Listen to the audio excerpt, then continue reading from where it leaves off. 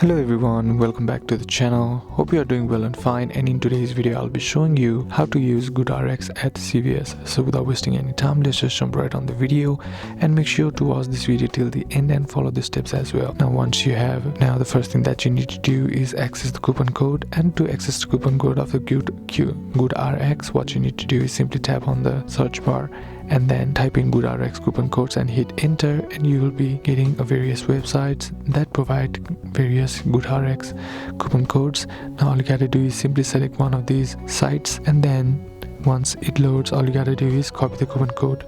Now while at CVS, what you need to do is pay using your GoodRx, and once you do that, all you gotta do is use this coupon code, and then the discount will be applied like 20% off or 60 free days or given in the coupon code. Once you do that, all you gotta do is simply pay out using GoodRx at the CVS, and you'll be able to use GoodRx at CVS, and that's basically how you can do it. And that's it for today's video, guys. Hope this video was useful to you. Leave a like if it did, comment down below what the next video should be on, consider subbing to the channel. Thanks for watching. Bye bye.